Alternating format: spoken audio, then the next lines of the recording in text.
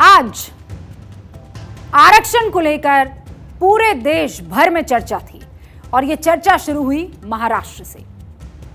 अल्लामा इकबाल का एक मशहूर शेर है, जमहूरियत वो तर्ज़े हुकूमत है जिसमें बंदों को गिना करते हैं, तौला नहीं करते। यानी लोकतंत्र के माने हैं संख्या, तादाद। किनकी तादाद? लोगों की, वोटर्स की, लोगों के वोट की ताकत। ये शेर सुनाने का मकसद क्या है ये भी आप आगे जानेंगे, लेकिन उससे पहले महाराष्ट्र में क्या हुआ ये बता दूं। महाराष्ट्र में मराठा आरक्षण की मांग बहुत तेज हो गई है, इतनी कि पूरी सरकार हिल गई है। आपके सामने कुछ तस्वीरें रखती हूं। ये सारा हंगामा मराठा आरक्षण की मांग को लेकर हो रहा है। महाराष्ट्र के मुंबई, बीड़, जालना, परभणी, हिंगोली, छत्रपति संभाजीनगर और इसके अलावा बहुत से ऐसे इलाके जहां पर हिंसा भड़क गई है। कई जगह तोड़फोड़ हुई है, विधायकों के घर और गाड़ियों पर पथराव हुआ है, कुछ जगह पर बसों को फूंक दिया गया है और अब तक 2 सांसद और 4 विधायक इस्तीफा दे चुके हैं। सरकार में शामिल तीनों दलों के 10 विधायकों ने विधानसभा का विशेष सत्र बुलाने की मांग की है। अनशन भी इसको लेकर शुरू कर दिया है।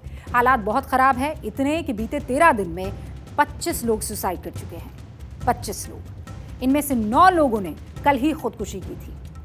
लोकतंत्र में संख्या सबसे अहम है, ये बताने की मुझे जरूरत है। संख्या से ही सरकार बनती और बिगड़ती है और इसीलिए ये बहुत समझी सी बात है कि महाराष्ट्र की सरकार भी आरक्षण के खिलाफ इतनी मुखर आवाज को अनदेखा नहीं कर पा रही है। हालात देखते हुए आज महाराष्ट्र में ऑल पार्टी मीटिंग बुलाई गई। 3 घंटे तक ये बैठक चली और इस बैठक में शरद पवार थे और उनके साथ 32 पार्टियों के नेता शामिल थे और सब के सब आरक्षण की मांग के पक्ष में थे। मनोज जरांगे पाटील यांनी या वेळ जो लागतोय तोपर्यंत त्यांना सहकार्य करावं आणि आपलं जे काही आंदोलन आहे, आपलं उपोषण जे आहे ते मागे घ्यावं, अशा प्रकारचं सर्व लोकप्रतिनिधींनी, सर्व पक्षाच्या नेत्यांनी एकमताने अशा प्रकारचा ठराव आजच्या बैठकीमध्ये केलेला आहे। मराठा आरक्षण की मांग को लेकर महाराष्ट्र में मनोज जरांगे पाटिल 8 दिनों से अनशन पर हैं। सरकार उनकी मांग को मानने को तैयार है और सरकार बकायदा उनसे मांग कर रही है कि हमने आपकी मांग मान ली है, अनशन खत्म कर दीजिए। लेकिन अब ये जानना बहुत जरूरी है क्योंकि आपके मन में भी अब ये सवाल उठ सकता है कि ये मांग आखिर क्यों हो रही है, आरक्षण की मांग के पीछे दलील क्या है और ये भी कि क्या वाकई मराठा समुदाय इतना पिछड़ा है कि उसे आगे बढ़ने के लिए आरक्षण चाहिए। ये कड़े सवाल हैं और इन सारे सवालों का जवाब हमने बहुत खोजबीन के साथ, ईमानदारी के साथ रखा है। पॉपुलर आंसर और सच में बहुत फर्क होता है, ये याद रखिएगा। महाराष्ट्र में मराठा समुदाय जनरल या अनारक्षित कैटेगरी में आता है। महाराष्ट्र में 31% यानी 1/3 आबादी मराठा की है। इसमें पुश्तैनी जमींदारों से लेकर खेती और मजदूरी करने वाले शामिल हैं, यानी अमीर और गरीब दोनों। और दोनों की दलील ये है कि ये उच्च वर्ग नहीं बल्कि किसान, भूमिहीन और कुणबी जाति यानी ओबीसी हैं। खेती का संकट, नौकरियों की कमी से ये सब परेशान है और इसीलिए इन्हें अन्य पिछड़ा वर्ग ओबीसी कैटेगरी में आरक्षण दिया जाए। ये मांग आज की नहीं है। आरक्षण की मांग सबसे पहले 1997 यानी 1997 में उग्र रूप से उठी थी। इसके बाद जून 2014 में भी पृथ्वीराज चव्हाण सरकार ने मराठाओं को 16% आरक्षण दिया था। फिर हुआ ये कि बॉम्बे हाई कोर्ट ने नवंबर 2014 में रोक लगा दी उस फैसले पर। इसके बाद देवेंद्र फडणवीस सरकार ने नवंबर 2018 में 16% आरक्षण बहाल कर दिया। फिर बॉम्बे हाई कोर्ट ने जून 2019 में इसे आरक्षण की 50% सीमा का उल्लंघन बताया और रोक दिया। 16% से इसे 12% करने का सुझाव भी दिया। यह मामला सुप्रीम कोर्ट पहुंचा, जहां मई 2021 में इसे असंवैधानिक बताकर खारिज कर दिया गया। महाराष्ट्र में मराठा आरक्षण की मांग का आधार 26 जुलाई 1902 में कोल्हापुर के महाराजा छत्रपति शाहू जी के फरमान से जोड़ा जाता है। उन्होंने सबसे पहले अपने राज्य में खाली सरकारी पदों पर मराठा, कुणबी और अन्य पिछड़े समूह को 50% आरक्षण देने का फरमान जारी किया था। 1942 से लेकर 1952 तक बॉम्बे सरकार के दौरान भी मराठा समुदाय को 10 साल तक आरक्षण मिला था, लेकिन इसके बाद मामला ठंडा पड़ गया। अब फिर से मराठा आरक्षण की मांग तेज हो रही है और शिंदे सरकार मराठों को आरक्षण देने के लिए संवैधानिक तरीके खोज रही है, लेकिन आंदोलनकारी मान नहीं रहे। ये तो आरक्षण की मांग और सरकार ने जो किया और जो सुप्रीम कोर्ट ने और बाकी कोर्ट्स ने किया वो आपको बता दिया, लेकिन अब सवाल यह है कि क्या वाकई मराठा समुदाय को आरक्षण की जरूरत है? Very important question. इस लिहाज से आपके लिए मराठा समुदाय से जुड़े कुछ आंकड़े मैं रखना चाहती हूं और इसके लिए आपको जरूर ये आंकड़े जानना। हम आपको पहले ही बता चुके हैं कि महाराष्ट्र में मराठा समुदाय की जनसंख्या करीब 1/3 है। 1960 में महाराष्ट्र बनने के बाद से अब तक 20 सीएम में से 11 मराठा समुदाय से रहे।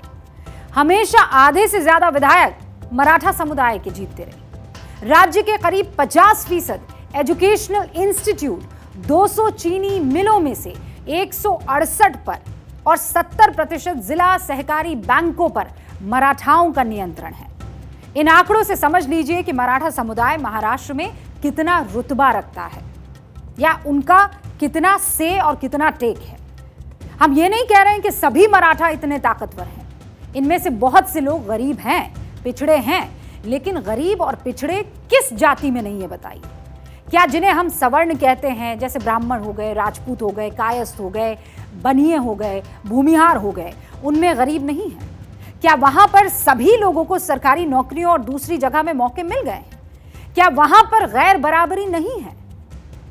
तो फिर उनको आरक्षण से क्यों वंचित रखा जाए? क्या इसलिए वंचित रखा जाए क्योंकि उनकी जनसंख्या इतनी ज्यादा नहीं है कि केवल उनके वोट भर से सरकार बन या बिगड़ जाए? लेकिन कुछ सालों से देखने में आया है कि जो जातियां दबंग रही हैं, आरक्षण मांगने की एक प्रवृत्ति या एक सिलसिला उनमें चल पड़ा है।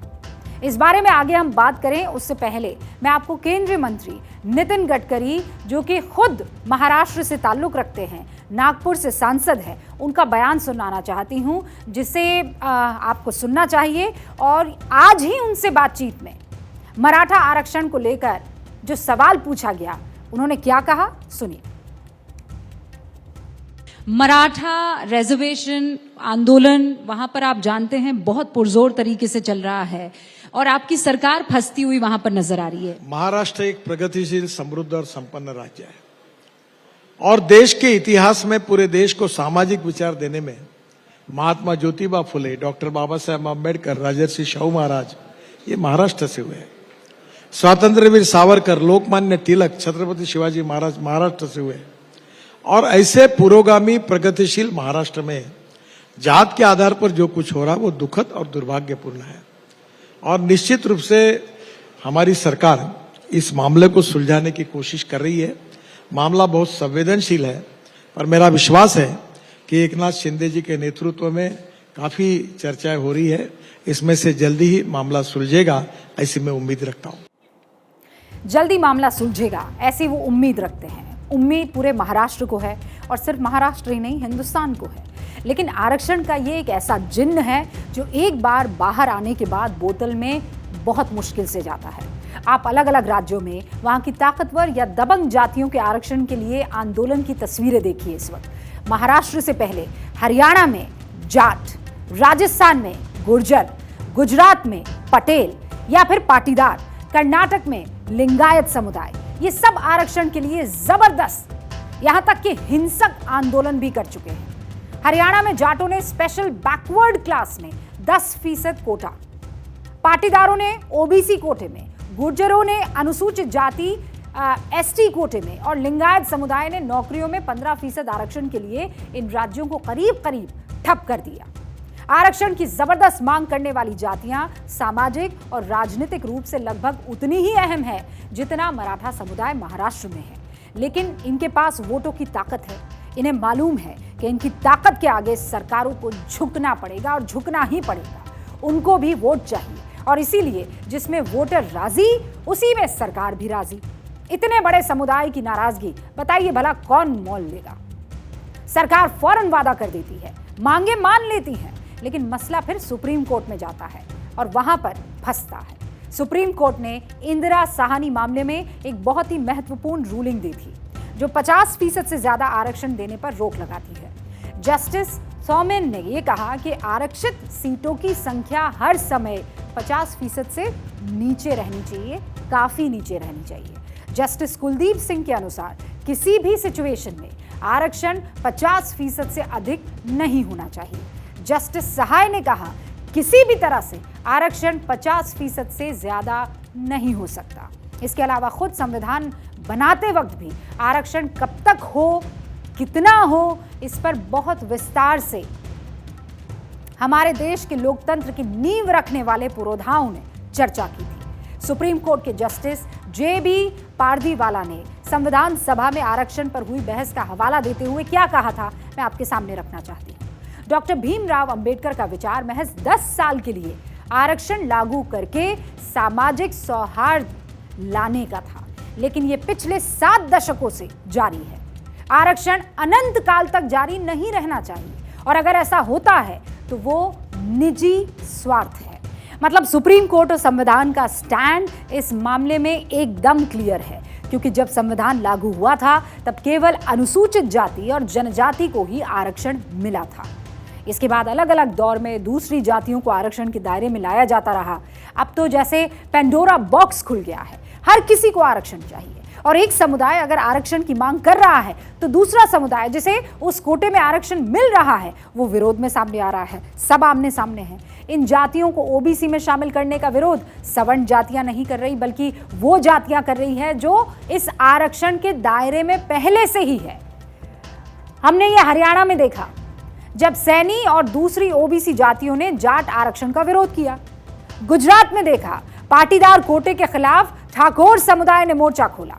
महाराष्ट्र में देखा दूसरी ओबीसी जातियां मराठों को कुणबी जाति का सर्टिफिकेट देने का विरोध कर रही हैं।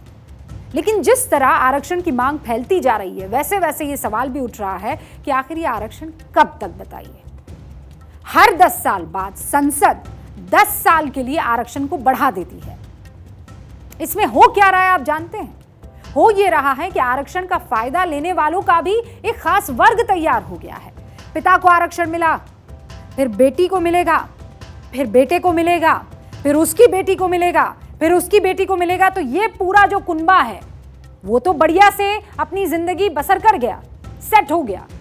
लेकिन उसी जाति में बहुत से ऐसे परिवार हैं जिनको आरक्षण नहीं, उसका फायदा मिल पाया, आज भी वैसे के वैसे हैं। इसमें फायदा ले चुके लोगों को फायदा ही फायदा हो रहा है, और जिसे सच में जरूरत है वो अब भी पीछे है। इसीलिए आप बताइए ईमानदारी से कि अब ये वक्त नहीं आ गया है कि जाति, धर्म, रंग, नस्ल, इन सब से इतर इस आधार पर आरक्षण देने पर व्यापक चर्चा और विचार शुरू हो जाए कि कौन गरीब है, किसको सबसे ज्यादा जरूरत है, उसकी आर्थिक स्थिति कैसी है, इस पर आरक्षण के लिए विचार किया जाए।